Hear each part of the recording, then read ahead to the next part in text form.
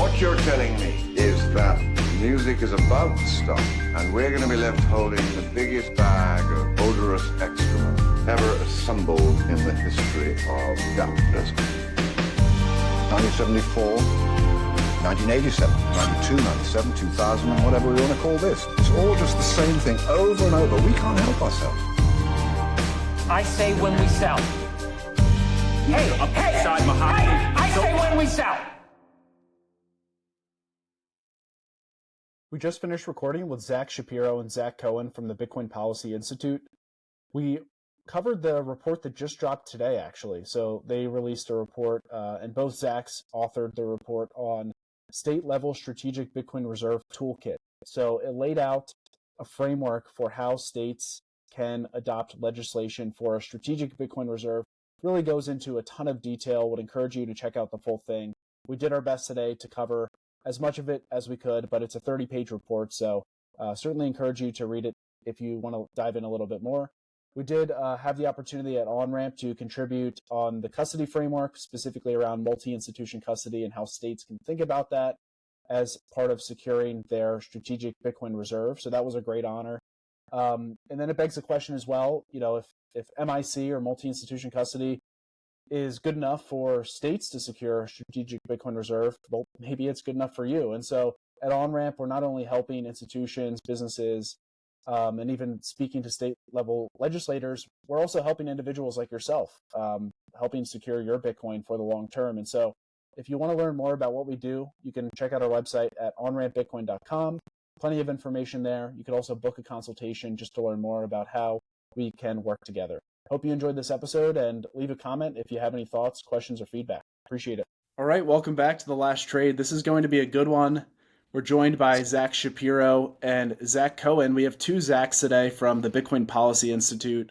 This is actually a special episode, and Zachs, you may be wondering if I say that every week. I actually do not say that every week. So the reason why this is special is twofold.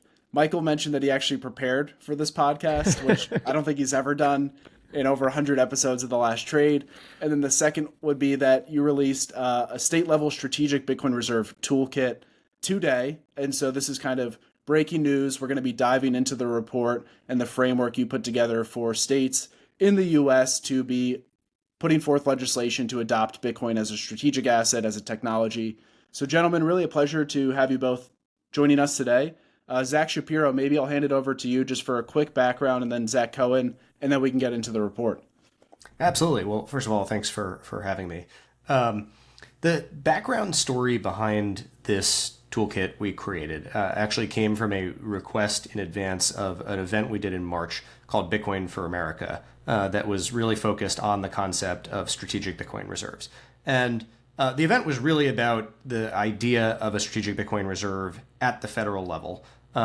And the executive order that created the federal strategic Bitcoin reserve dropped right before the event, which was exciting for us. But before that, it seemed like states were making faster progress than the federal government was. It was moving more quickly than Senator Lummis's Bitcoin Act. It was moving more quickly than it seemed at the time like the Trump administration was moving.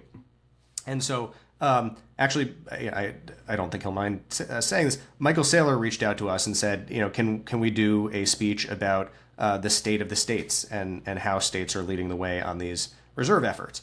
And as head of policy at BPI, my role is to figure out sort of the granular details of what our policy areas should be and what position we should take. And I'm a lawyer by training.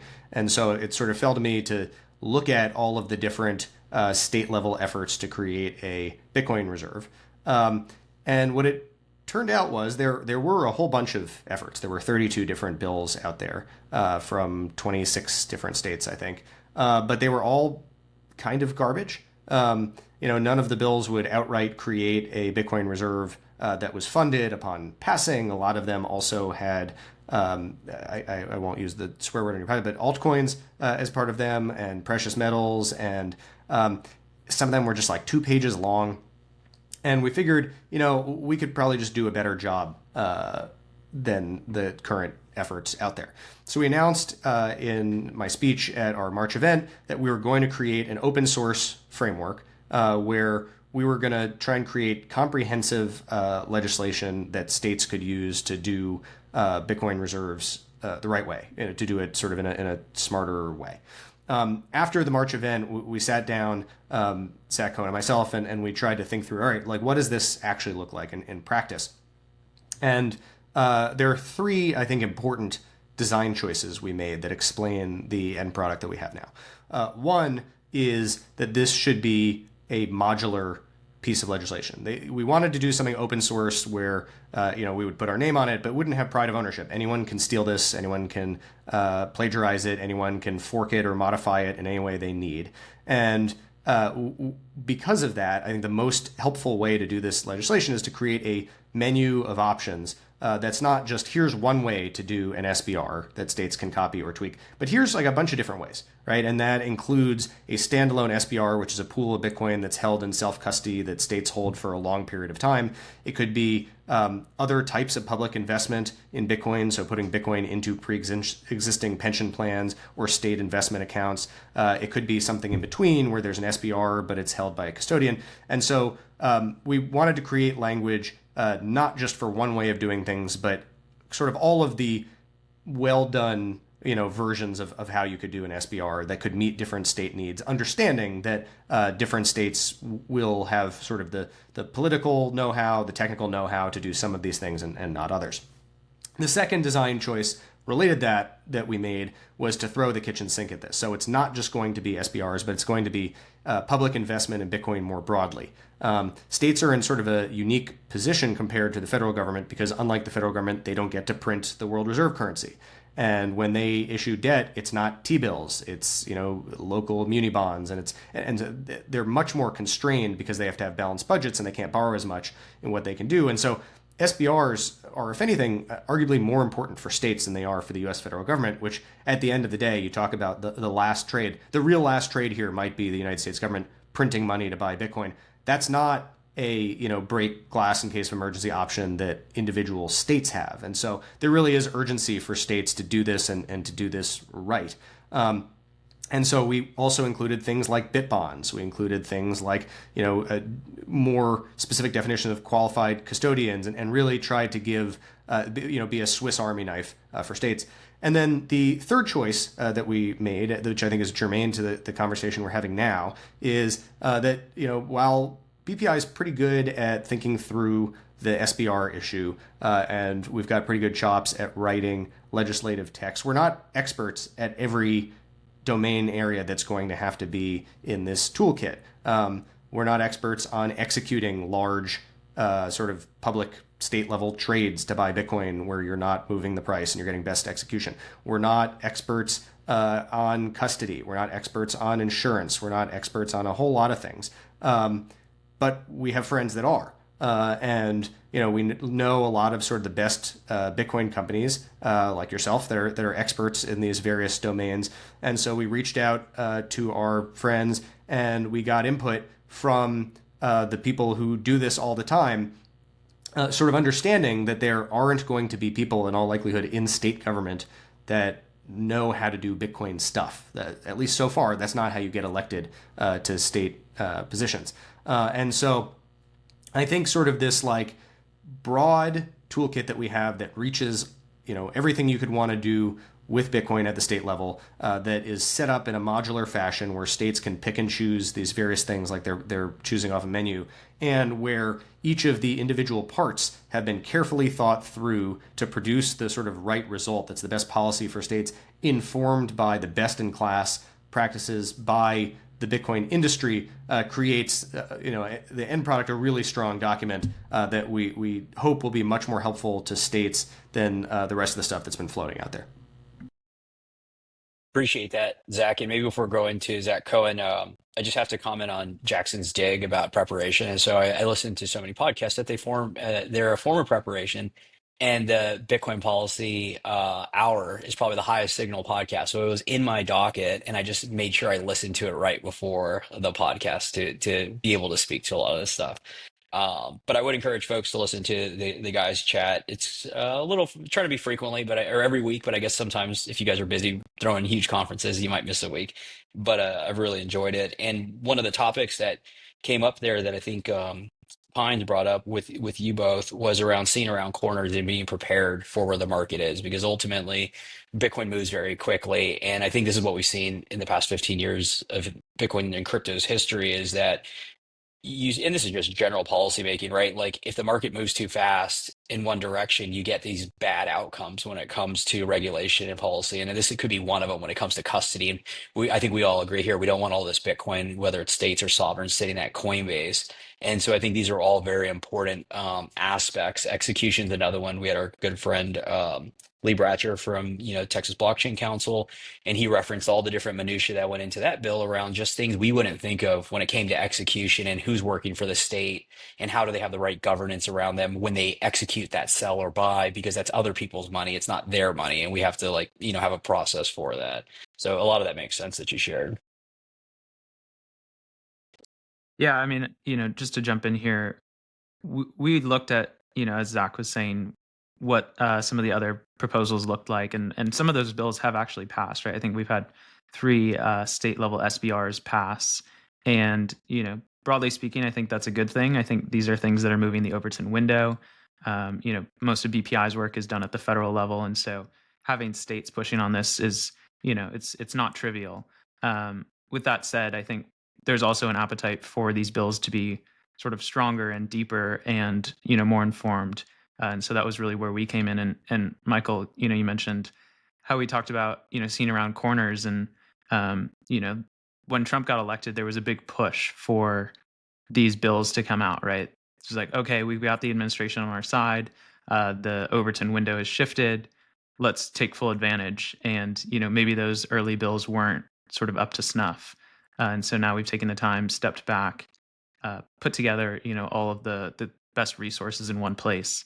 And so now the push is, we've got some momentum here. The Overton window has shifted. Let's really put it into practice here. I love it. Yeah, so while I'm pulling up the report, I have it here.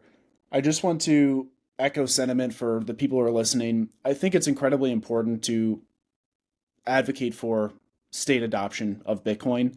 Of course, the federal level is playing out as we've seen over the past several months. And Zach, to your point with the Trump administration, it's been effectively a full 180 from prior administration. So things are moving very quickly. What I'm excited about as it relates to the state adoption is I ultimately think, and I probably would speak for everyone here, that the states that are early and forward thinking as it relates to Bitcoin are really going to be the economic powerhouses of the future. One thing I've always paid attention to is if you look like 20 years ago to the most, I think it's like the wealthiest counties in the country. 20 years ago is like maybe 2 or 3 of them were in the Washington, D.C. metro area. But you fast forward to the present, it's about 6 of them, right? And so as we've seen the growth of the state, deficit spending, really robust spending in the Defense Department, intelligence agencies, a lot of wealth is concentrated in Washington, D.C., not necessarily a good or bad thing. I guess it depends on how you parse that information out. But what ultimately the next 20 years is going to look like, I think, is that states that are early to Bitcoin and use the framework that you've provided in this toolkit are really going to be where a lot of the wealth, talent, Bitcoin ends up within the United States. So without further ado, I want to pull the report up. And I will defer to both of you because you authored this over 30-page report, this toolkit, where you'd like to start. Because we have here a beautiful glossy cover, by the way. I love it. And then if you just scroll real quick, you can see bios on Zach Shapiro, Zach Cohen, and then you have the table of contents. And so as you think about where you'd like to start, I just want to call out for people who are not on video, really starting at the highest levels findings, right? We're defining things about what is Bitcoin, why is this relevant now? And then you go into establishment of SBRs, Bitcoin purchasing programs, economic development initiatives. That kind of ties into what I just said. There's a lot of information here. So anyone who, after this hour or so of recording wants to dive into more, we'll have that in the show notes. But Zach Shapiro, maybe I'll hand it over to you. There's a lot to go into here. Where do you think is the most logical place to start setting the stage beyond what we've already shared? Why don't we do just a high-level comment on each of them, and then I'll leave it to you all to dig in and ask more specific questions where you're interested. But I think because this is meant to be sort of comprehensive and modular at the same time, it's useful to just get a broad overview of all of it. So starting with the findings section, when you have a findings section in legislation, that's not legal language that's setting specific rules, right? It's really preamble about why you are passing the legislation that comes after the findings section. But we actually think this is really important and really important for our work at BPI. So the findings section is basically where we get to smuggle into the legislation all the nice stuff that we want to say about Bitcoin. And this is important primarily for two reasons. The first is, there are a lot of folks in state legislatures that want to be friendly, vaguely friendly towards Bitcoin and crypto, and they don't necessarily know the difference between the two, or sometimes they'll say digital assets or Web3. And they don't really know why they're asked to vote on a piece of legislation. And we think that state Bitcoin reserves are such an important topic of legislation that for people who are looking at whether or not to pass this bill, or why this makes sense, or how we move the Overton window on the idea of Bitcoin is an asset that should be on public balance sheets, we really need to be very specific and clear about why. And so the findings section really sort of puts the reason behind why we're doing this all. What separates Bitcoin from the rest of crypto? What makes Bitcoin a long-term valuable asset that states should hold, and protection against monetary debasement that we're going to see at the federal level that states are not in control of, and really helps lawmakers who are considering this legislation understand why. The other thing that's helpful is the extent that these things pass. When we have legislatures that have looked at these finding sections, they've included them in a bill, and then it is a matter of public record that a state has passed a law that says, Bitcoin is real. Bitcoin is a legitimate asset. Bitcoin is unique. That is something that we can then, as BPI, as advocates for Bitcoin, take to other states, take to the federal government, and really explain, look, this is serious traction, right? This is not just us saying it. It's not just crazy people on the internet. It's not, Reddit or whatever.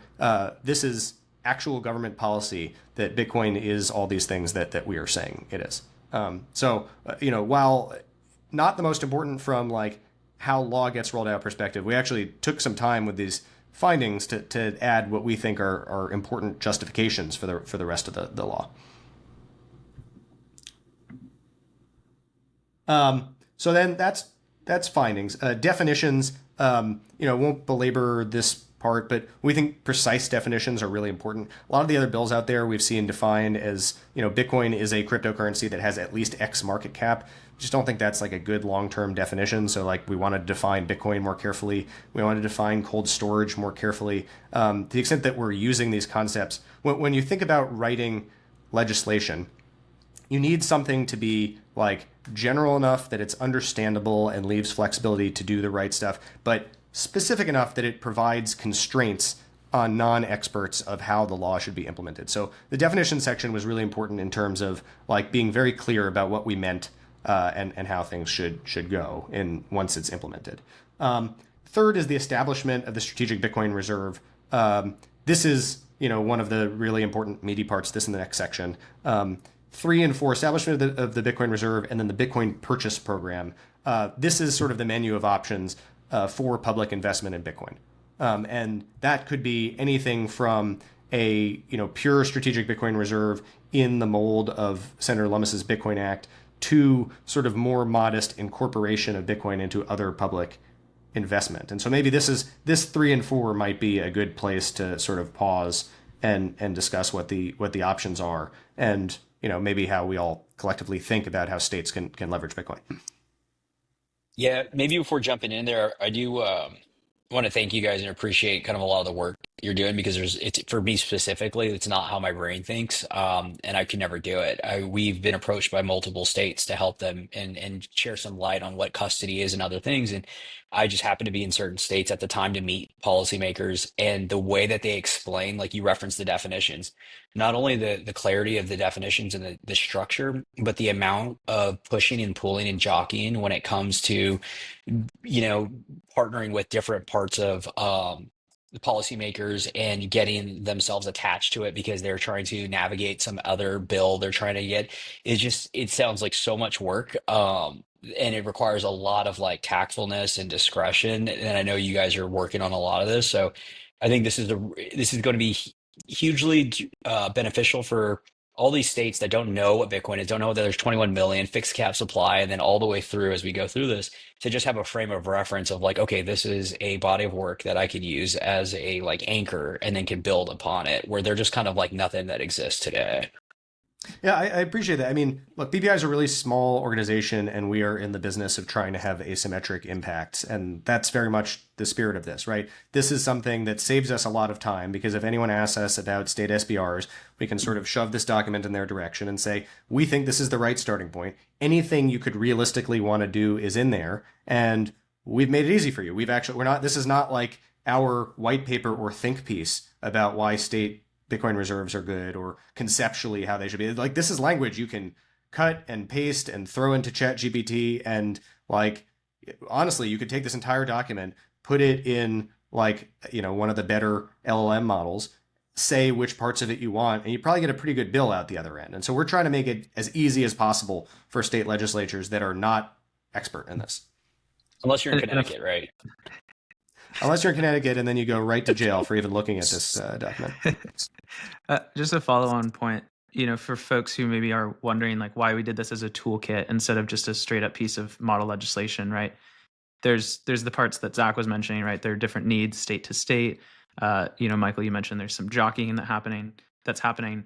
I think the key element here too is that this can serve as an educational piece, right? Like when folks take this to their legislator and they say, hey, we've got a full toolkit here. Obviously, you're probably not going to put all 36 pages of this into a bill.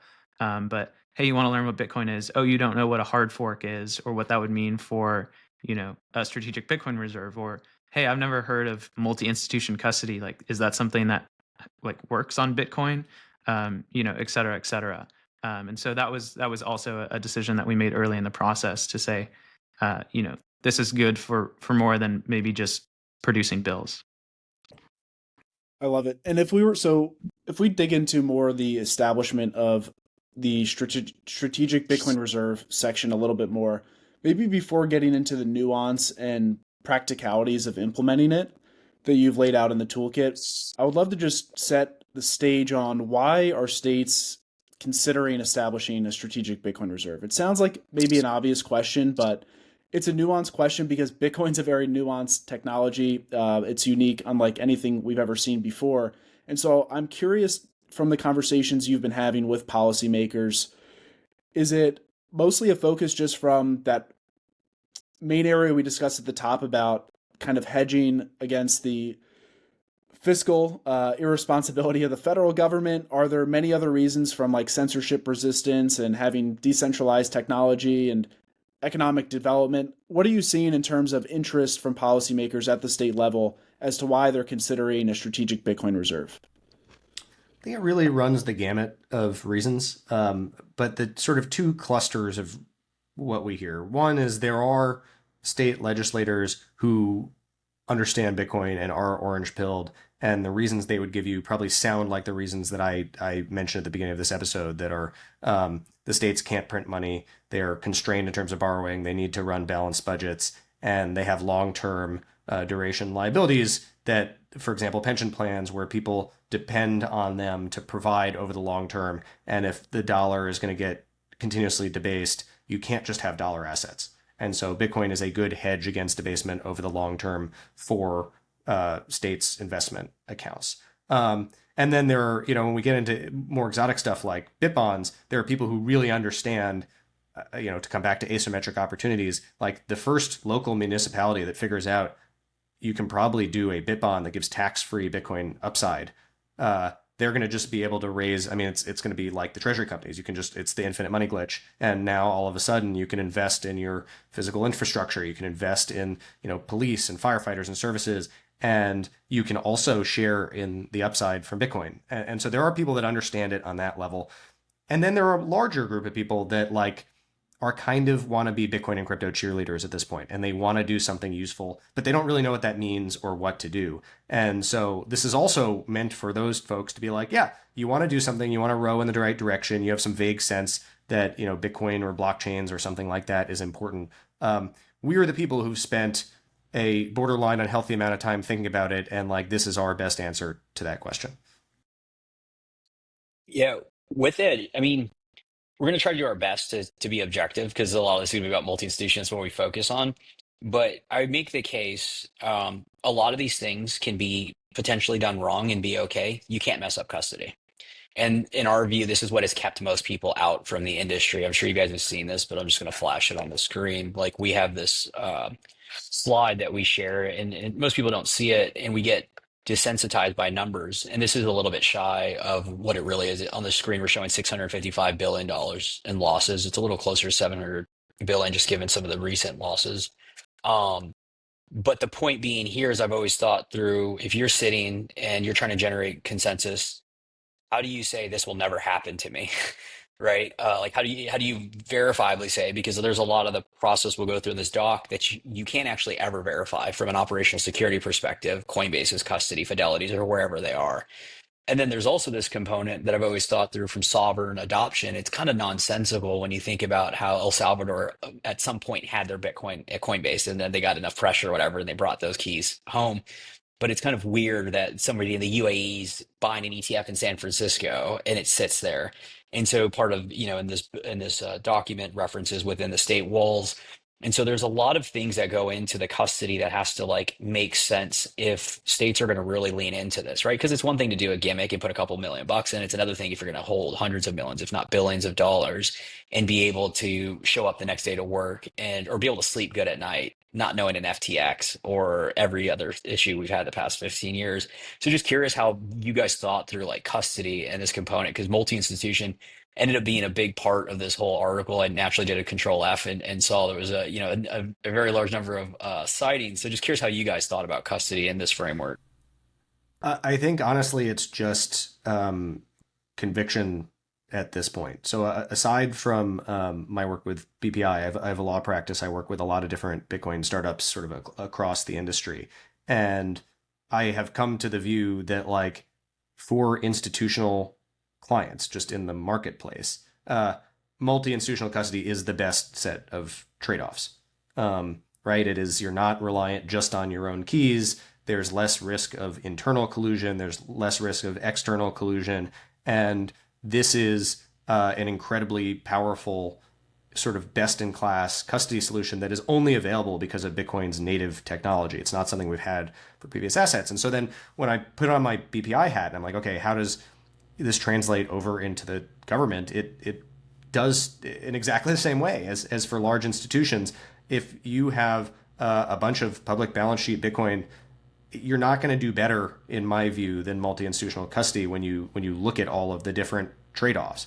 The one risk is losing keys. One risk is a wrench attack. One risk, the real big risk here is collusion from insiders. Even if you have some sort of multi-sig, it's been known to happen. And so multi-institution, I think, is the right answer. So we include that as a big part of this. And then, at our summit a couple of weeks ago, I did a fireside chat with Commissioner Hester Peirce at the SEC. I pushed her on that as well, which she seemed open to, that when the SEC is formalizing its rules for what it means to be a qualified custodian for Bitcoin, if indeed they come to the conclusion that they can make those rules, because Bitcoin is a commodity and not a security. So there's a question of whether that's in their jurisdiction at all. I think for the Bitcoin companies, I assume, like yourself, it would be better if they just said yes and gave you a clear rule, and so you could go to clients and say, hey, we're a qualified custodian. To the extent the SEC is going to do that, they really should take the properties of Bitcoin into account and think about Bitcoin differently than you would think about a sort of stock certificate for a traditional security or a physical asset like gold, where you have to think, what is the best way to custody this thing? And the best way to custody the thing, Bitcoin, I think certainly multi-institutional custody, maybe with either current available scripting language or future updates like covenants. Hard to beat that when you look at all of the different threat vectors. Yeah, I think that it's a great call out. A lot of people will reference legacy, tech as multi-sig. It's like we're so far on the fringes with Bitcoin and multi-sig. It's how all the Bitcoin at these large custodians is leveraged. And I think covenants and miniscript and all these things will be the future, but they effectively haven't necessarily been battle tested, and they'll require years and hundreds of billions, if not trillions of dollars to be secured before somebody's going to really park serious capital. Which you outlined, Zach, was a big component of like the founding of this business, because this is something that I'm glad you brought up, because it's all about, as you guys know, getting these concepts into the zeitgeist. Because it felt like it was Hester Pierce's first time hearing multi-institution custody, and that notion doesn't get appreciated enough in the Bitcoin community. Is like, again, this might sound a little taboo, but I fundamentally feel that you can change the it could be 20 million, 22 million. You could even have inflation. I'm not saying we should have inflation, but gold had inflation, was global, is still kind of the global reserve asset. But the reason why it failed is because there was no governance at the protocol level, and so it has centralization problems. And where Bitcoin, flies or kind of changes in that dynamic is there's governance at the protocol level, and what that allows is for multiple entities in multiple potential jurisdictions. But then a few things to call out, because I think they're a little bit still, we're so early in this, that I think are important for this topic, is it's interoperable and it scales proportionally with the amount of assets. So today, if Texas bought 10 million and they next day have a billion or a trillion, you can have 5 key holders. You can have 7. You can scale that nicely. And this was always kind of the vision with the ETFs. And we're seeing this now with pubcos that are coming to us. So you can actually grow that. There's provenance and attestation built into it that most people don't necessarily talk about. So traditionally, if you generate a wallet address, you're telling me it's your address. And if you go to Coinbase has to tell you they control that address. But this is the first time you can have multiple entities, and especially regulated entities, all say that this address is definable and it's owned by you because you've actually onboarded, which is just something that is nuanced we don't talk about enough. And then the last one that I personally find interesting is the proof of reserves notion, because I kind of think proof of reserves, and it's the way that it's talked about today, is almost like a fallacy, in the sense that if I do proof of reserves today and I'm a single custodian and I collude tonight, or my team colludes against me, or I lose all the assets, well, what was the point in the proof of reserves? And so inherent in multi-institution is proof of reserves, because it's auditable and it's on chain. And these are some of the things that are just natural when it comes to large pools of capital. The beauty of multi-institution is we all can use it in the same way an institution can leverage it, which is the beauty of technology. It democratizes across, scale and time. Yeah, I think maybe one other thing to add to those comments, Michael, is just like zooming out and just thinking about multi-institution as really just like a new implementation of multi-sig. As you referenced, multi-sig is sort of the standard. It's battle tested for a decade. The Coinbases of the world use multi-sig for their cold Bitcoin storage.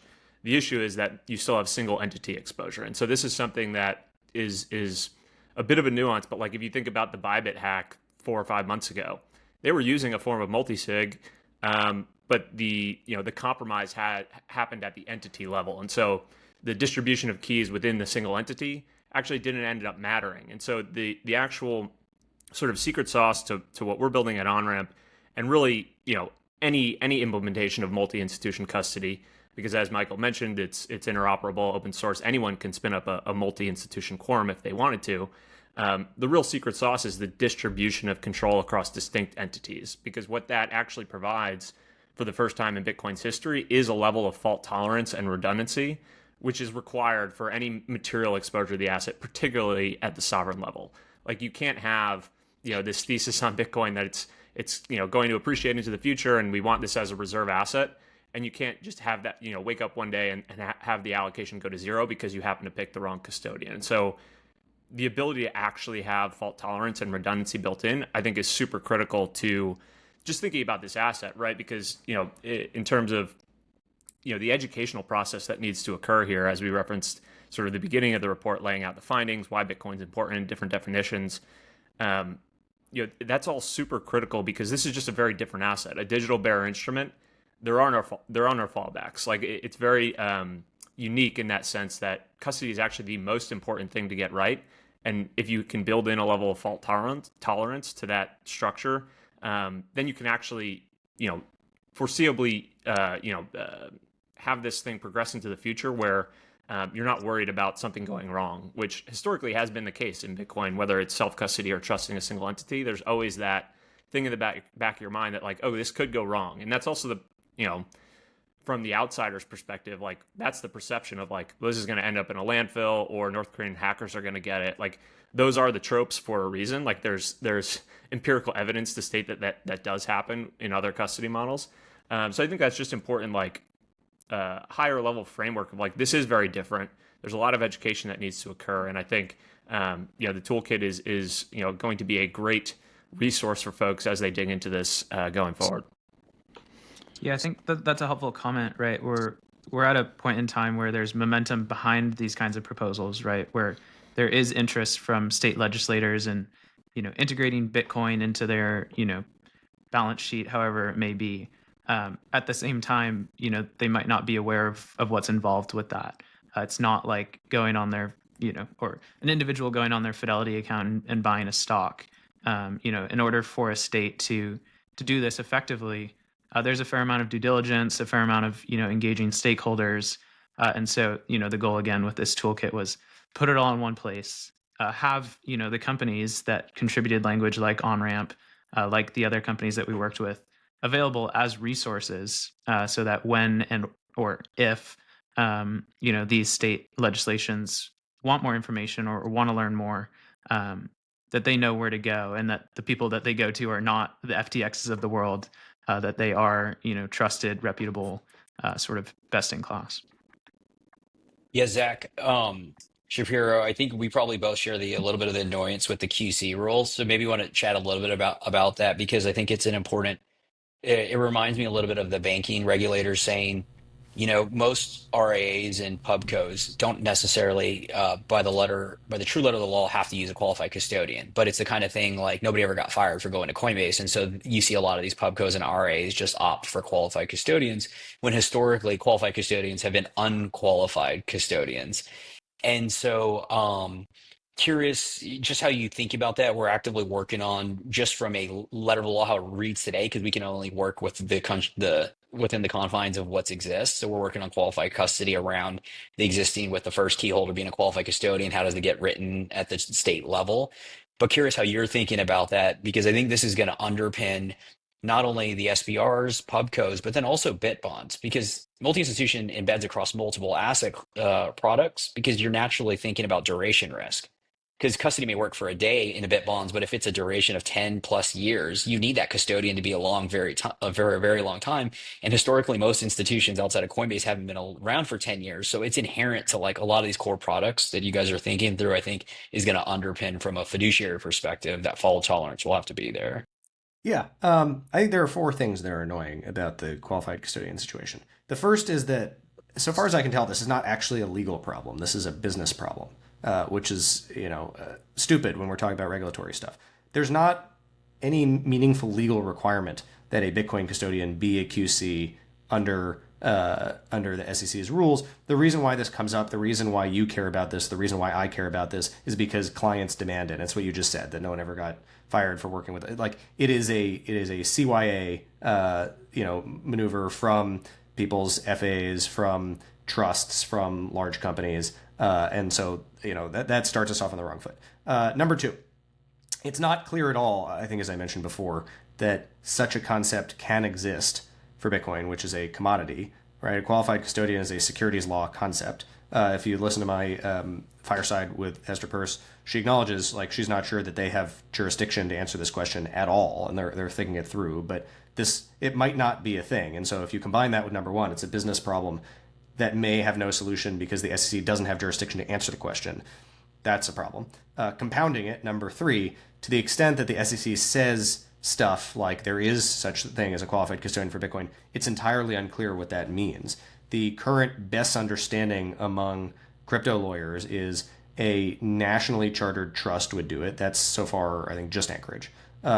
A state chartered trust, of which there are a few, that would cut it. But in the Gensler era, they stopped giving out those trusts to crypto companies because they were worried about, Operation Choke Point 2.0 type of stuff. I assume that will resume more. I know companies are trying to get those now. Okay, those 2 probably. The federal one definitely, the state one probably. And then beyond that, like, what about a statutory trust? What about some other kind of, like, we just don't know where the line is. And then the last thing that's annoying is the conversation we sort of just had, and maybe what you're referring to in terms of unqualified custodians. The credentials you'd need, the technology you need to be a good custodian for Bitcoin has nothing to do with the credentials you need to be a qualified custodian if people are understanding the rules correctly. And so this whole thing is just a mess that's really getting in the way of a lot of the best actual Bitcoin custodians being able to serve the biggest potential clients. Yeah, and to put a little meat on that, there's like just to share how kind of opaque it is. There's three different implementations like I'm familiar with. There's probably more, but there's the BitGo has their South Dakota Trust. They house all the keys, so they have direct control, and they're the fiduciary and the record, the legal record of the asset. And then there's the subcustodial model that we saw that's the unqualified custodian, where Prime Trust, Fortress Trust got in trouble because they leveraged a third party, multi-party computation. They lost there's different explanations of why, but at the end of the day, they lost client assets. But they're the legal record, and then they're directing the control. And then friends at Two Ocean have an interpretation of it from the Wyoming regulator is that they're a qualified custodian at legal record and fiduciary, and then they house the assets within an environment that gives them control, even though they don't touch it and they're not signing. Like there's these different minutiae that everyone's playing with based on their regulator, but there's no clear answer. And so everyone just takes their interpretation that they feel from their legal team, and that's going to protect them. And then everyone else just ends up on the outside, and that's where Anchorage and really Anchorage, Coinbase, and Fidelity have ended up as the defaults in institutional allocations, because they just have the state or the federal charters, and then they have infrastructure in place. We'd love to talk about the Section 4 now on the purchase side, because so we laid out some of the considerations as it relates to governance, custody, controls around the strategic Bitcoin reserve, but everyone wants to know, well, how are these states actually going to acquire Bitcoin? And so I know Texas and I believe it was New Hampshire have actually passed legislation. I haven't dug into either one of them in great detail. I know the Texas legislation allows for a $10 million initial purchase. I'm curious if the two of you could please just provide some more color on, as states get strategic Bitcoin reserves up and running as part of this legislation, what are you typically seeing? What did you recommend or suggest as part of the toolkit for states to start to acquire Bitcoin? I know we mentioned Bitbonds just in passing, but that's only one of many options as far as I understand it, that states could actually start acquiring Bitcoin to bolster their balance sheet, to help the constituents within their state. So I'd love to just better understand that, because a lot of people want to know, practically going from, we're going to implement a strategic Bitcoin reserve, well, how do we actually now acquire the Bitcoin? How does that all work? Yeah, I can get us started here and then kick it over to Zach.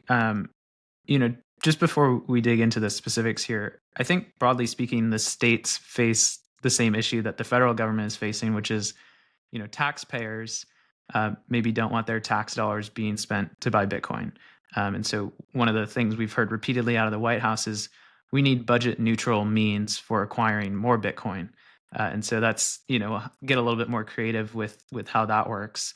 And one of the major proposals for that is obviously Bitbonds. At the same time, there's a lot of funds that sort of already exist on the balance sheet of these states.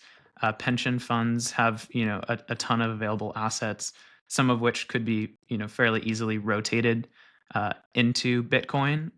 We spoke briefly with Andrew Hones about this, and when Zach and I were putting the drafts together, we were like, well, wouldn't it be great if they just rotated these assets? And he said, well, I don't think it's going to go over very well. I don't think it's even possible for a state legislature to tell a pension fund, like, you need to rotate these assets. And so the workaround on that side was to basically direct all these pension funds, all of these accounts that weren't directly controlled by the state treasurer or the comptroller, whoever managed the assets, to say, you need to do a review of the existing assets you have.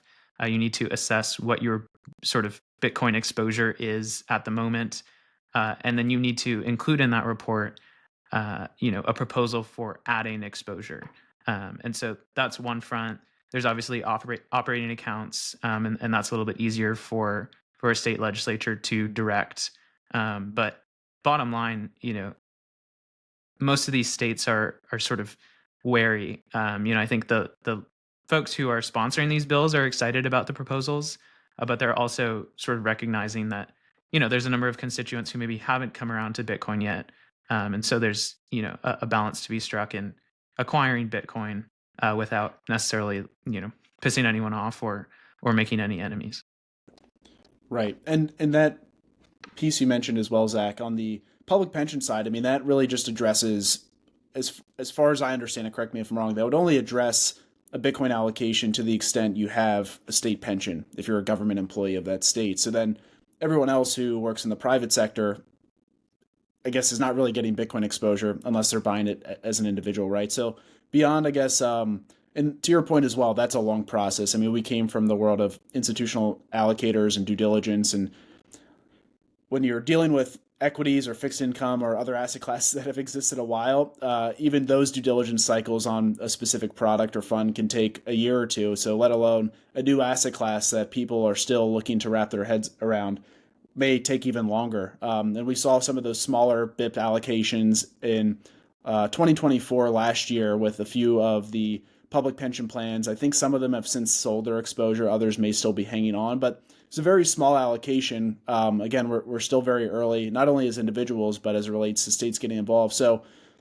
would love to just understand if there's anything. I wouldn't undersell pension plans, though. I mean, so there just aren't that many private sector companies that offer real pensions. States typically have very large pension plans, and that is just one area where you really run into this acute problem of the idea is you're setting people up for the rest of their lives.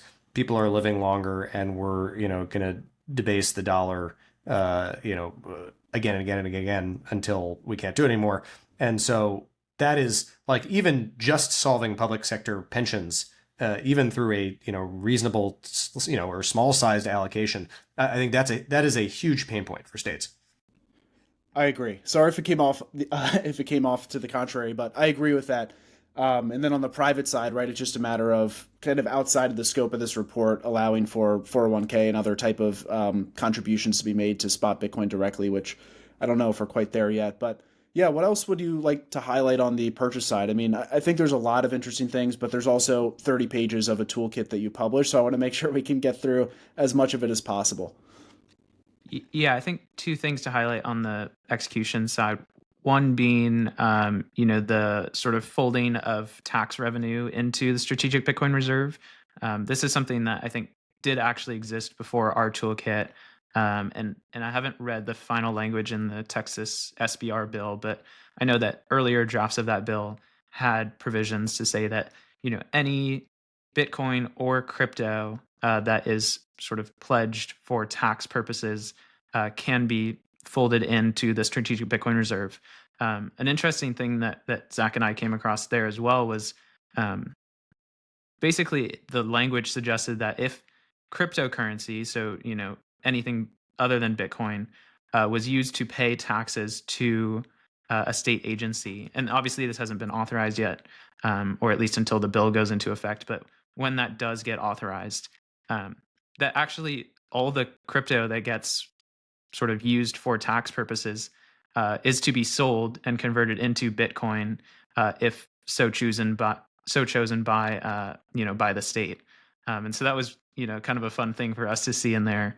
The state policy is to not shitcoin, which is fun for us.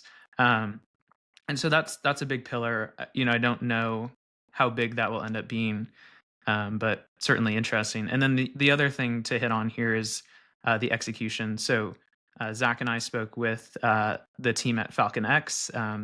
They're one of the sort of leaders in executing these trades, making sure that when they purchase large amounts, they're not moving the market.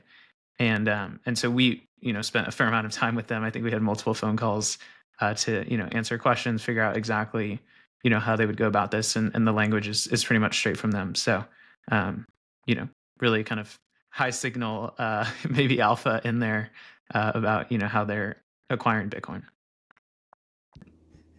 I have a question more sort of high level, just zooming out for both of you. Like, where in your minds are the biggest educational gaps today? And sort of we've sort of alluded to this throughout the conversation, but you have certain folks in government, in policy, who are orange pilled. They're all about Bitcoin. They're trying to convince their other policymakers, their colleagues. You have other people that feel like it's a good idea, but they're not really sure why, perhaps.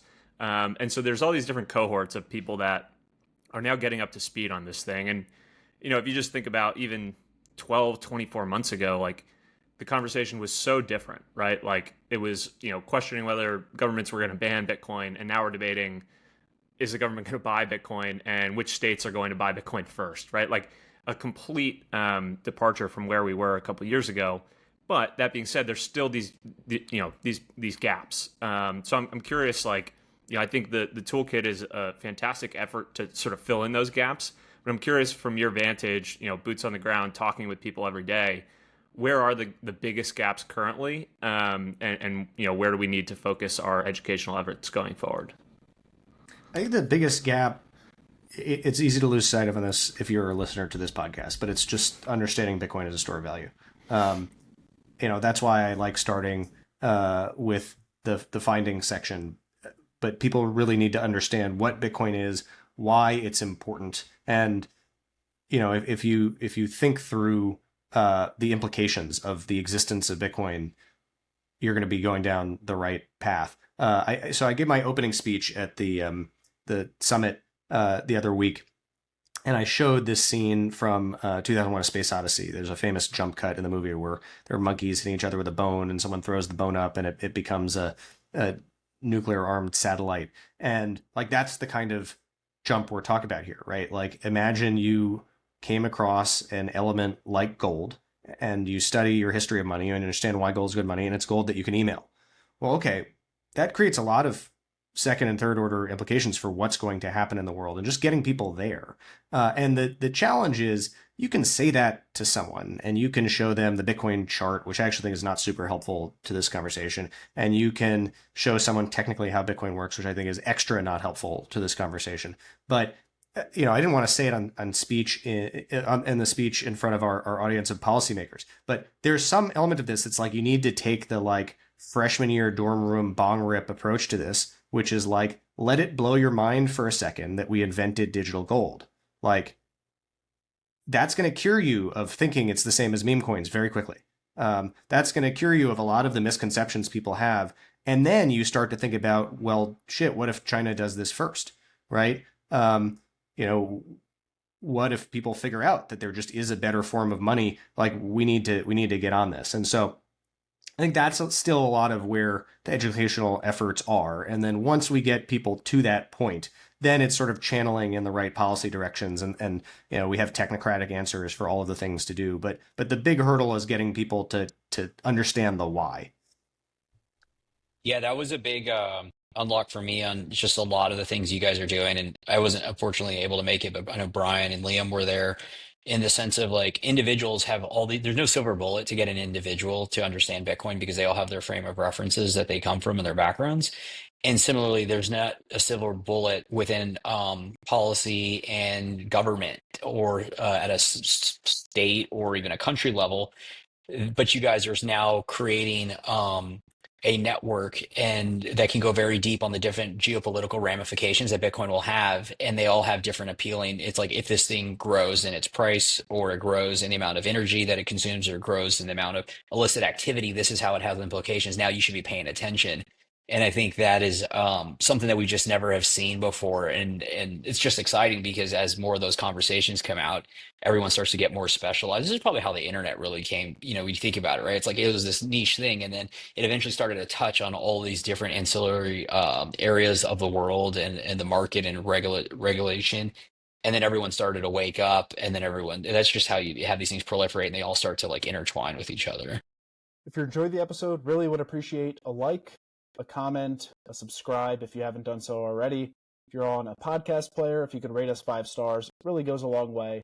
Ultimately, the reason why this helps is it helps our content to be discovered by more people who maybe want to hear it or should hear it.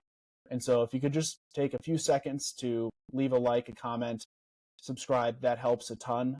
There is a lot of effort from the team, myself included, to book guests, prepare for episodes, edit them, all the post-production work as well, and distribute them. So if you could just leave as a quick token of your appreciation, if you're enjoying the content, that really helps. And then the other place I'd point you to as well is onrampbitcoin.com/research if you want to get our weekly roundup, product announcements, other things that we're working on, behind the scenes looks. You can subscribe there. Typically we send out 2 issues per week. We're not spamming your inbox. So check us out there if you're not subscribed already, and enjoy the rest of the episode. We'd love to talk about as well, just in the nature of covering a lot of this report, the section 6 and 7. So talk about economic development initiatives. I know from days covering some private real estate stuff in a former life, there's a lot of different tax incentives, qualified opportunity zones as one example. And something laid out in this report that I thought was interesting were Bitcoin tax advantage zones and other areas for economic development. And then I think another area that people would really like to hear more about is just what you've laid out in the toolkit as it relates to protection of private property. So throw it over to you guys. Section 6 and 7, just general thoughts there you want to walk us through. Zach, why don't you take 6? I'll take 7. Perfect. Yeah. So 6, there's sort of two branches of 6. One is obviously the, tax advantage zones.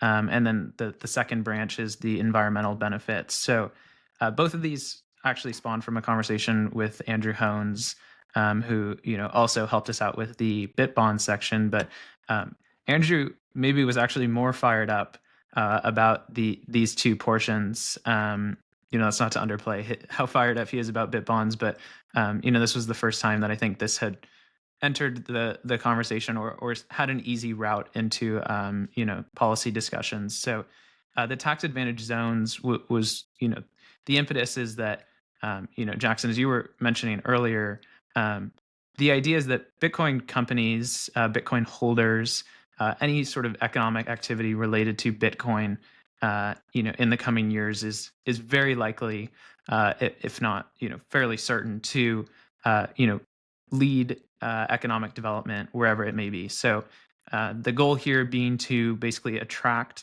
Bitcoiners, Bitcoin companies, economic activity around Bitcoin to particular jurisdictions. And so states could effectively incentivize those people and those businesses to move from one place to another, or some companies that had been traditionally remote, with these incentives. So that has to do with zoning designations, tax incentives. There's a little bit more minutia here. This is really kind of tip of the iceberg, but pretty excited to have this in here, and I think something that we'll probably talk about more in the future. I think this is a somewhat of a new thing. And then if we jump down to the environmental benefits, this is effectively codifying many of the conversations we've had about how Bitcoin has the potential to sort of renovate and upgrade existing energy systems. We talked about California with Andrew Hones, and bottom line is somebody did an assessment of PG&E's, which is Northern California power grid, how much uptime versus utilization they have, and basically they found it that at an average point only 50% of PG&E's grid was being used, and so the point here being, let's incentivize more of that energy to be used to mine Bitcoin. And there are incentives in here to do exactly that. There's a little bit more minutia here that I don't think we need to dig into, but if folks want to look at that more closely, there's some interesting stuff.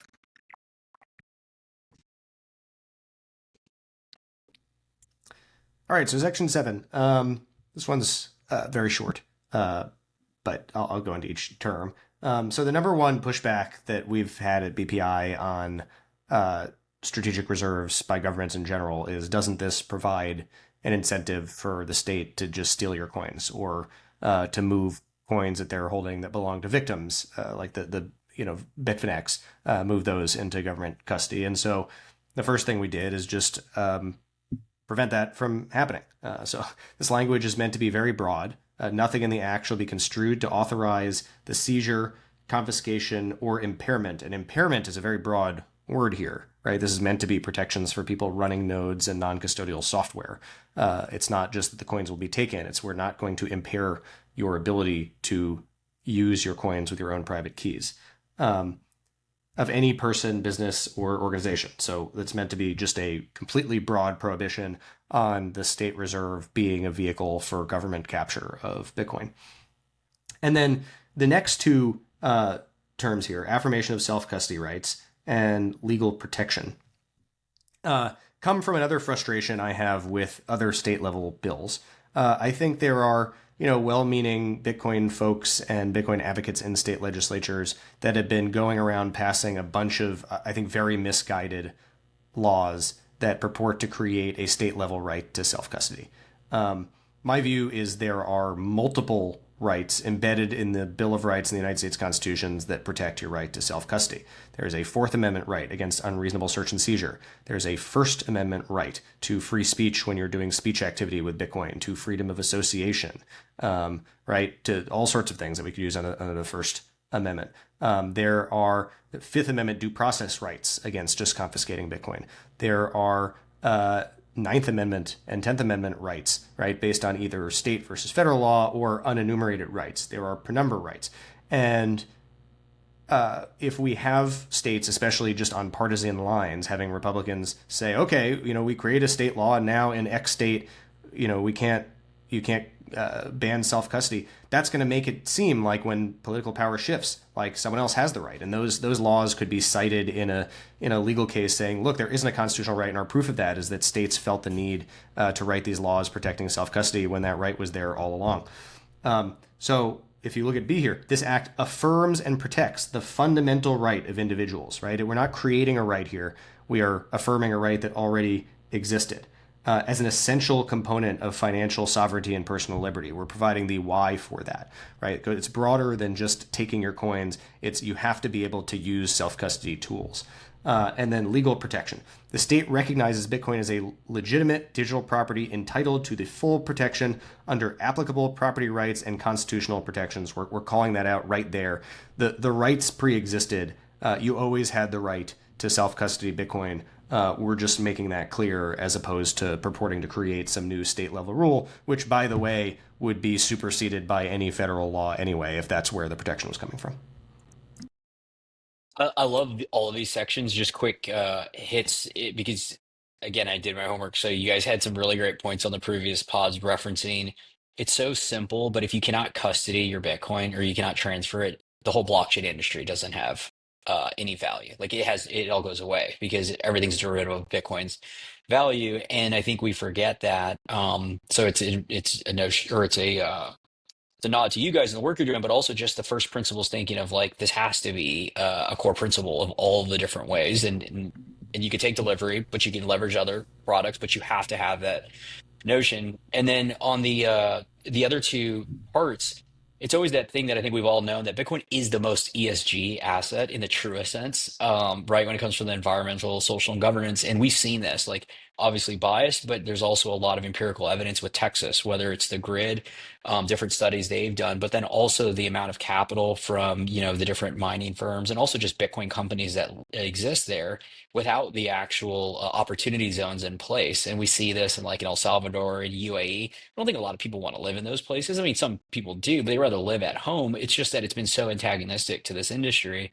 And as states start to lean into this, you're just going to see, and Tennessee and Texas and Florida have really already reaped the rewards of this. And by codifying it and enacting it, it's just going to accelerate that across the board. Yeah, this derivative point you're making is really important. And this is a sort of constant frustration for the work we do in DC. The day before our summit, I took 6 or 7 meetings on Capitol Hill about the Clarity Act. And there are like 2 or 3 really important pages of the Clarity Act that protect non-custodial developers and service providers. And I went with policy leads from Exodus Wallet and Ledger, and we were just focused on this topic. And that was the first time that most of these staffs had heard of this provision, why it's important, whereas everybody in crypto is sending lobbyists DC to talk about what's a security versus what's a commodity. And what I would say to the crypto companies is, if you really mean all the stuff you say about decentralization and Web3 and this being innovation in the future, that doesn't mean anything if you can't use non-custodial tools, right? Then it's just a really expensive, slow database if you're not doing peer-to-peer finance, right? It's not actually DeFi. It then just boils down to VC pump and dumps. So if you'd like this industry to like stick around and mean something and build something valuable, all of that rests on the ability to have a new paradigm of peer-to-peer transfers using blockchains and smart contracts. And that's what that stuff in theory is all good for. And then in the Bitcoin industry, I know everyone's really excited about treasury companies right now. But the whole idea of a treasury company is you're buying a valuable, scarce asset and you're doing a speculative attack, and fine, like, that seems like that fits with the game theory around Bitcoin. But what makes Bitcoin the asset good, the reason why Bitcoin is digital gold and different from all of the forks of Bitcoin or other crypto tokens or whatever, has to do with its credible scarcity. And its credible scarcity and has to do with the fact that it can't be censored, that you can't coerce people to change what the code is, that it has this decentralized governance mechanism where there's a sort of checks and balances between the miners and the holders and the node runners and the software developers. And none of that works if you can't custody the asset yourself, right? The digital gold thesis falls apart. So all of this stuff that is about number go up in both Bitcoin and crypto more broadly is downstream of you get to do with that technology what it's built for, which is use it in a sovereign peer-to-peer fashion. That's where the value flows from. And so we can't forget that part. There's a lot of discussion in Bitcoin is, can we get to a world where Bitcoin is no longer freedom money, but then it's millions of dollars a coin? I actually think that's mostly a fantasy. There may be some ways in which Bitcoin can kind of be co-opted and still be valuable. But over the long run, probably most of the scenarios that people are envisioning where it becomes sort of BlackRock coin, you're not going to be rich for that long because it's going to lose its fundamental value compared to other assets. And so even if you're a number go up person, this is something you need to care about. Yeah, it's incredibly well said. And I think that's a great underpinning and framing for a lot of the fervor that exists from the hardcore. We've seen it, Bitcoiners that have taken a notion to these pubcos. Is I think there's just a lot. This is how far we've got in the clown world of first principles thinking, of understanding let's play this out, because there's been these crazy numbers thrown around with how much Bitcoin treasury companies will end up holding, and it's almost like it really is nonsensical, because you're like, if you play this out, they end up having no value because you just neutered the whole reason why it does have value. And I think either way, it's like gravity; it'll flow in the right direction, and this will be, all kind of leveled out over time. But it's still just a very important notion to bring up that I don't think people have fully thought through the game theory and how this will work out if Bitcoin ends up being centralized by 100 large institutions. Well, look, there's a lot to go into on the report.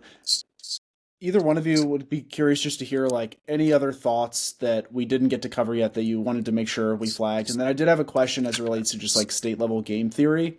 And then I think we'll wrap up if we have time, just a few topical things. But I want to make sure we covered our bases here. Anything else that we need to go over? Yeah, I think just one quick note, which is, I've personally, and Zach probably has too, had conversations with, folks, maybe state level blockchain associations, folks doing state level policy work, who are, sort of beyond excited to have a resource that has all the bits and pieces that they were looking for. And so the note here being, if that is you, if you are someone who is sort of actively involved with your state legislative process, if you're somebody who wants to, push a strategic Bitcoin reserve in your state, Zach and I are both open to having a conversation, to supporting that in any way. BPI is very sort of narrowly focused at the federal level.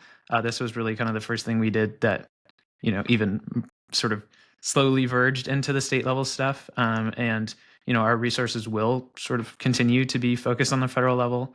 But at the same time, we put this out there, we'd like to see it succeed. And so, we are relying to some extent on the Bitcoin community to put this into practice. So yeah, open channels here. I think my email is on the website, so on the BPI website. And so if you want to reach me there, that's the place to do it. I love it. Well, yeah, so I'm curious, to the extent you guys want to spend some time on it quickly. Everyone loves to talk about game theory in the Bitcoin space, and there's, one idea or one center of that conversation is at the federal level, how does the United States compete against adversarial nations, right? China, Russia being some obvious ones. But I do think in the nature of this conversation being focused on the state toolkit, we'd love to just hear any parting thoughts in terms of how you think this plays out over the next 12 months or so as it relates to game theory within the United States. Because we did touch on Texas, we briefly passed on New Hampshire, talked about Connecticut as well, taking the wrong approach. But I'm curious just in terms of how this all plays out, and let's call it the next year. I know that's a short amount of time, but just what are you paying attention to? Where do you think states may lead or fall behind, and just maybe anything else that I'm not thinking of. Would love to hear how you think this plays out within a state game theory level. I just think this is a situation broadly where being early is huge. If we have a huge price run up over the next year, you want to be the state that's accumulating now and not the state that's accumulating at 300,000 per coin. And if you're the state that's accumulating now, when it is 300,000 per coin, it's going to give you a lot of optionality and a lot of freedom. And I think similarly with BIT bonds, there is a huge amount of spoils to the state that figures this out first, especially if you can get comfortable with tax-free municipal bonds that give upside. You're just going to be able to borrow a ton of money now, participate in the Bitcoin upside, give Bitcoin upside to the people who are lending money to you, and then you're going to be able to finance the initiatives you want and just have a huge pool of capital that are otherwise probably not muni bond investors that come flooding in. Another point here, and this is obviously in the same vein, which is, it also is sort of exceedingly clear that the administration is posturing to start adding Bitcoin. And, there was a comment made, we don't know if this was intended to be made, by Patrick Witt, who is basically Bo Hines' understudy in the White House, with reference to an accumulation plan, which, is a tie to this White House report that we're expecting, sometime in July. And so, for states to be looking at that and saying, oh, well, what happens if the, most powerful government in the world starts accumulating Bitcoin? There's massive upside to that as well. Being the state that jumped on before the federal government started buying, that should have some pretty clear upside. So. Got to get Pennsylvania in the mix. I'm gonna be sending the toolkit over their way. All right, that all sounds great. Michael, did you want to jump in, or do you want to talk about some of the topical things before we close? Yeah, I know we're coming up on time, so I think we can do a couple of topical things. One thing you guys mentioned, I don't think it's been referenced in this way, but like 7%, the amount of debt being issued, referencing to GDP, I think is that hurdle rate, or that notion is going to become more like, we know this, right? Like inflation is probably year over year 10% roughly, if not even greater, based on just like the things that we need daily. And as that becomes more in the zeitgeist and narrative, people are just going to seek. We see this already shifting, but it's just going to increase. And I think that's where you start to see hard assets. And you can't, I know we like to forget about it, but gold's going to exist for a while. And these states are probably going to be piling, strategic reserves in gold and Bitcoin. And I think that's a healthy first step for some of these states, is to put Bitcoin next to gold. Gold has, precedent as global money and existing for thousands of years. I think that's another angle we're starting to play around with, try to, move away from crypto and move it closer to this other asset that has fundamental value. On the topical stuff, Jack, or go ahead. Yeah. Well, I was going to say, we're already starting to see inflation as a topic breaking into the political zeitgeist, and the way that the economy is not going to work for Gen Z and Gen Alpha. They can't afford a home, the jobs are fewer and fewer between, and there's returns to capital and not returns to labor. And what that's going to do is what it's been doing since 1971 and an accelerated pace since 2008, which is to make wealthy people wealthier as their assets appreciate against fiat, and then people whose only asset is their income relatively poorer. And that's going to create a lot of unhappiness. And, I think this is unfortunately a situation where nothing is going to stop this train. Bitcoin in the short term is not going to fix it. It's going to allow people an escape from this, but it's not going to fix that effect. And I think, over the, short to medium term, the next few years, you maybe see the United States in some ways start to look more like South America, where wealthy people are sending their kids to school in armored cars, and you get more and more dislocation between the haves and the have-nots. And then at some point in the medium term, you get a populist backlash to that, like you've seen in a lot of South American countries, where you elect someone on the far left who wants to confiscate assets. And that energy in both the political left and the right could be channeled into incredibly destructive tendencies, and you could see violence and all sorts of stuff. And Bitcoin is both a relatively painless, sort of peaceful solution to this problem, like an actual productive solution rather than just fighting it out. Also, just as an individual who's looking at like what is your game theoretic outcome here, it helps you in both directions. It helps you with the debasement, preserving your wealth and being on the right side of the divide between asset holders and someone who lives on a fiat standard. And then, if things go badly in the other direction, it protects you against the risk of confiscation. Real estate, which is in a physical jurisdiction, is impossible to move and really easy to confiscate. Bitcoin is not. You memorize 12 words, you can walk across a border naked with $1 billion. And so I think people will start to realize that both of those sort of features of Bitcoin, its scarcity and its censorship resistance, really make it the perfect asset to navigate some of the darker parts of the 21st century. Yeah, it's a great call that doesn't get discussed. I've been thinking personally about it. We see fires, floods, and all of these just different geopolitical things happening, and the notion of everyone's capital being in their house or their land isn't a bulletproof solution. I think it was for a very long time, but especially in the U.S., but it's just not necessarily the case. And the notion to be able to preserve your asset and move across, state borders or larger federal borders is going to be a big, I think, like part of this thesis. I'd be curious to get sort of a state of play of where we are with all the federal legislation. So we've referenced a few things throughout the conversation. The Clarity Act, we didn't touch on the Genius Bill, but that seems to have progressed the farthest to date. Can we get sort of just like an update on where we are? What are some key dates to look forward to? I know that crypto report is due in a few weeks from the administration. And then also, if you could touch on where the Clarity Act is, what ramifications that possibly has, and sort of what to look out for going forward here from a legislative perspective. My best guess, to go sort of quickly on each, and then if you want me to drill down with the time we've left, I can. We will see the Genius Act signed into law, and we'll see the crypto report, I think both by the end of this month. I think quite high likelihood that the Genius Act passes and makes it through the House. Probably as a standalone bill, not including market structure. Market structure, the Senate is working on their version to match the House's version, the Clarity Act. My understanding from talking to folks on Capitol Hill is like there might be a discussion draft out there by the end of the summer and voting on some sort of final draft later in the year, in the fall or the winter. That's going to be a bigger political lift. There's going to be intense national security FUD about that. There are some moderate Republicans who feel burned by being pulled too fast to sign on to the Genius Act, and Democrats are going to try and put in provisions to make the Trump family divest from crypto, which is going to be politically difficult. So I think probably 50-50 chance that ultimately passes based on the current dynamics. But that is our biggest focus, is making sure that passes, and it passes with the protections for open source developers in Section 110 of the Clarity Act. Then there's the Bitcoin Act.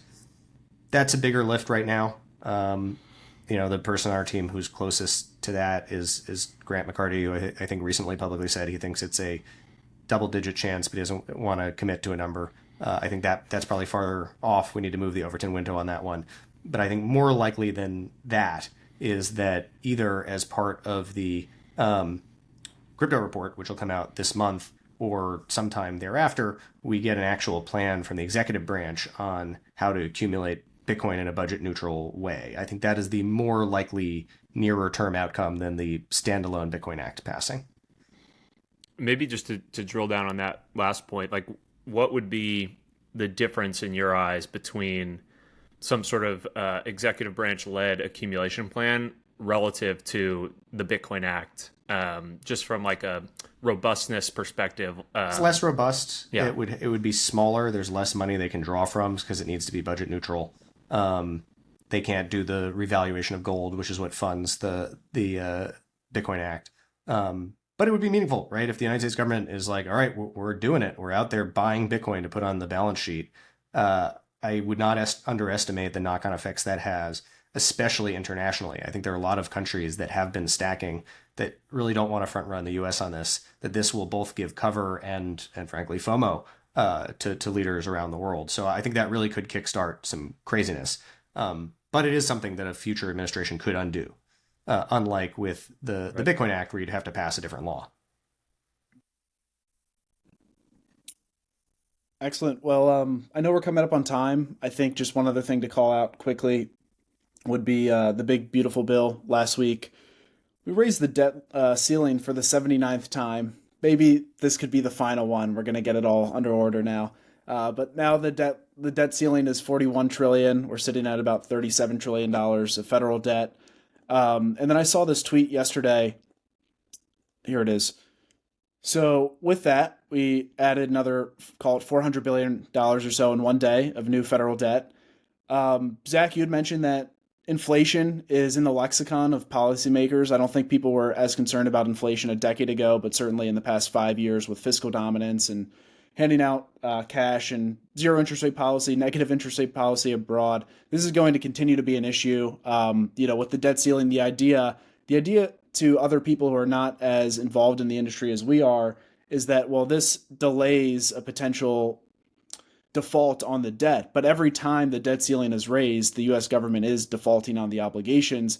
And I'm just curious, like in D.C., what the sentiment is around federal debt as it stands today. Obviously, the bill passed last week, but is there like an acknowledgement that this is really not going to ever be resolved? Nothing stops this train. Is that kind of why we're seeing zeitgeist with Elon? I think we are. We are seeing that. I mean, people know that the debt's not getting smaller. The problem is that is the game theory in DC. There's not political will for it. The left, the Democrats, they want to do a huge amount of spending on social programs. The right wants to do a huge amount of spending on givebacks to corporate donors. Neither really hates the other one doing their thing so much. They both hate raising taxes. I mean, the Democrats talk about raising taxes, but that's not popular. They're not going to win on that. And so, like, the compromise, the Pareto efficient outcome is that we just monetize our debt over time. And then we covertly take money from savers. And that is what's happening. It's what's happened. It's what will continue to happen. I think smart people understand that. I think more people will come to understand that. One other part of this bill, I mean, the tax cuts are being made permanent. The pay-fors are temporary. And in the future, there was a parliamentary trick that allows for more spending that the Republicans use that you can just bet the Democrats are going to use next time they're in power to do their spending priorities. And it's a self-reinforcing thing, right? The train is not, you're not going to not only not stop it, the train is accelerating. And so what do you do about that? It's super bearish for fiscal responsibility, and it's super bullish for the Bitcoin price. Well, I think that's a good place to end. Everyone wants to hear some bullish sentiment. Gentlemen, really appreciate the time you spent with us today. Excited to see the report out in the public. You'll get this podcast out as well. Where would you like people to send? We'll obviously link out to the report, but if people want to get in touch with either one of you individually, where would you like to send them? Yeah, so the report will be up on GitHub, and also there will be like a directory from our main website, which is btcpolicy.org. So that's probably the best place for folks to go check this out. It will be on the homepage, pretty close to the top. And then Zach and I both have profiles on our About page. Mine has an email on it. So if you want to reach out, you can loop Zach in pretty easily there. And then we're both on Twitter. I'm at Zach Cohen _. And I'm at Zach B. Shapiro. Well, Zach, awesome. Thank you very much. Appreciate the time. Thanks for joining us. Thanks for having us. Thanks for listening to this week's episode of the show. If you found the information valuable, please share the episode with a friend or leave a rating on your favorite podcast app. All the links we discussed in today's show will be in the show notes inside your podcast app. Before we finish, a quick reminder that Onramp Media is for informational and entertainment purposes only, and nothing should be construed as investment or legal advice. Regardless of where you are on your Bitcoin journey, we'd love to hear from you. Visit onrampbitcoin.com/contact to schedule a consultation with one of our private client advisors.